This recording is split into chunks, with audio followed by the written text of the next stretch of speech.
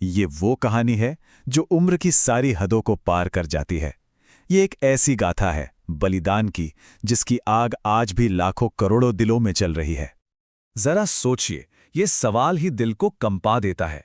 पर इतिहास में एक ऐसा वक्त आया था जब दो छोटे बच्चों ने अपने काम से, अपने कर्मों से इसका जवाब हाँ में दिया था।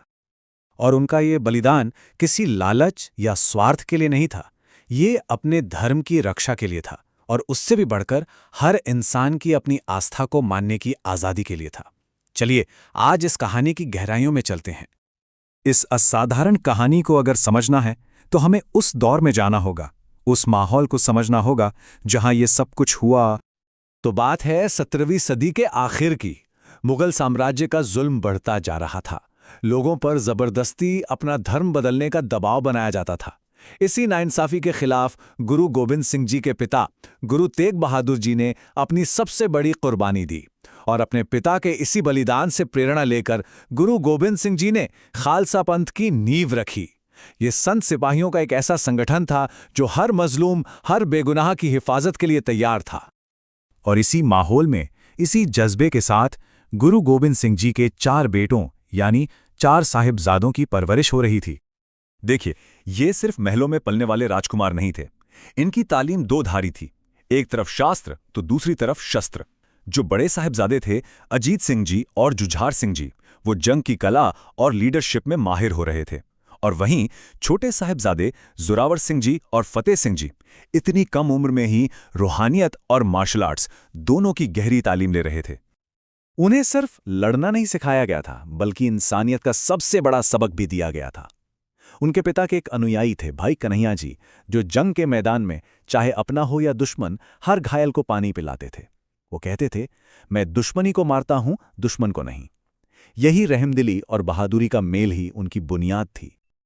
लेकिन बहुत जल्द ही उनकी जिंदगी में एक ऐसा तूफान आने वाला था जिसने इस पूरे परिवार को हमेशा हमेशा के लिए बदल कर रख दिया।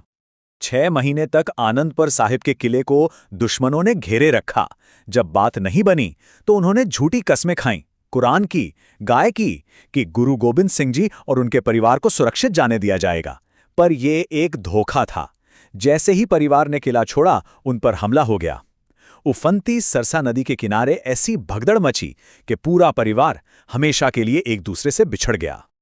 इस बिछड़ने के बाद बड़े साहिबजादे अजीत सिंह जी और जुझार सिंह जी अपने पिता के साथ चमकौर की एक कच्ची हवेली में पहुंचे, और यहां इतिहास की सबसे गैर बराबरी वाली लड़ाइयों में से एक लड़ी गई। उस छोटी सी गढ़ी के अंदर गुरु गोबिंद सिंह जी के साथ थे मुट्ठी भर सिख, गिनती के सिर्फ 40, और बाहर उन्हें घेर कर खड़ी थी 10 लाख मुगल सैनिकों की फौज। सोचिए, 40 के सामने 10 लाख! ये जंग जीतना नामुमकिन था। लेकिन हार मानने का तो सवाल ही नहीं था। 17 साल के साहिबजादा अजीत सिंह जी ने अपने पिता से जंग में जाने की इजाजत मांगी। एक पिता ने अपने हाथों से अपने बेटे को मौत के मुंह में भेजा, और वो लड़ते लड़ते शहीद हो गए। अपने बड़े भाई को देखकर 14 साल के जुझार सिंह जी ने भी वही रास्ता चुना, और अपने पिता की आंखों के सामने ही बहादुरी से लड़ते हुए वीरगति को प्राप्त हुए। अब कहानी का रुख सबसे छोटे साहिबजादों जोरावर सिंह जी और फतेह सिंह जी और उनकी दादी माता गुजरी जी की तरफ मुड़ता है। सरसा नदी पर बिछड़ने के बाद वो अपने एक पुराने रसोइये गंगू के साथ उसके गांव चले गए। लेकिन थोड़े से इनाम के लालच में उस नौकर ने उनके साथ धोखा किया और उन मासूम बच्चों और बुजुर्ग दादी को सरहिंद के गवर्नर वजीर खान के हवाले कर दिया। दिसंबर की वो कड़कड़ाती ठंड जब हड्डियां तक कांप जाती हैं, उस मौसम में दादी और दोनों पोतों को ठंडे बुर्ज में कैद कर दिया गया, एक ऐसा टावर जहां से बर्फीली हवाएं सीधे अंदर आती थीं। उन्हें वजीर खान की कचहरी में लाया गया। उनके सामने 2 रास्ते रखे गए, या तो इस्लाम कबूल कर लो और तुम्हें दौलत, शोहरत सब कुछ मिलेगा, या फिर मौत को गले लगा लो। उन बच्चों के लिए जिनकी उम्र सिर्फ 9 और 7 साल थी, ये चुनाव बिल्कुल भी मुश्किल नहीं था। उन्होंने बिना डरे जवाब दिया। उन्होंने याद दिलाया कि उनके दादा गुरु तेग बहादुर जी ने किसी दूसरे के धर्म को बचाने के लिए अपना सिर कटवा दिया था, तो फिर वो अपना खुद का धर्म कैसे छोड़ सकते हैं। उन मासूम बच्चों के इस हौसले और मजबूत इरादे ने उनकी किस्मत का फैसला कर दिया। एक ऐसा फैसला जो इतिहास में हमेशा के लिए दर्ज हो गया। बच्चों का जवाब सुनकर वजीर खान गुस्से से तिलमिला गया और उसने इतिहास की शायद सबसे बेरहम सजा सुनाई। दोनों साहिबजादों को जिंदा दीवार में चिनवा दिया जाए।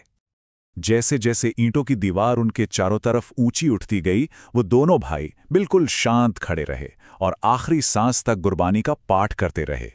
उन्होंने डर के ऊपर अपनी आस्था को चुना और शहादत हासिल की। जब माता गुजरी जी को ये खबर मिली तो उन्होंने भी प्रार्थना करते करते ही अपने प्राण त्याग दिए। यह कुर्बानी की खबर आग की तरह फैली और कुछ ही सालों के अंदर बंदा सिंह बहादुर की अगुवाई में खालसा फौज ने सरहिंद पर हमला बोला। वजीर खान को उसके किए की सजा दी और उस इलाके से मुगलों के जुल्मी शासन के अंत की शुरुआत कर दी। तो ये साफ है कि चार साहिबजादों का बलिदान बेकार नहीं गया, बल्कि वो सिख इतिहास की वो नींव बन गया जो आज भी नाइंसाफी के खिलाफ खड़े होने की, हिम्मत दिखाने की और अपनी आस्था पर टिके रहने की सबसे बड़ी मिसाल है। उनकी एक कहानी हम सबको एक बहुत गहरा सवाल सोचने पर मजबूर करती है। जब बच्चे अपने उसूलों के लिए इतनी बड़ी कुर्बानी दे सकते हैं, तो ये हमें अपनी जिंदगी में हिम्मत, विश्वास और इंसाफ के सही मतलब के बारे में क्या सिखाता है? कैसी लगी कहानी? मजेदार ना? ऐसी ही और रोचक और मनोरंजक कहानियां सुनने के लिए सुनो कहानियां के सब्सक्राइब बटन को अभी दबा दें। वीडियो को लाइक और शेयर करना मत भूलें, वरना कहानियों का मजा आधा रह जाएगा। अगली कहानी में फिर मिलते हैं। धन्यवाद।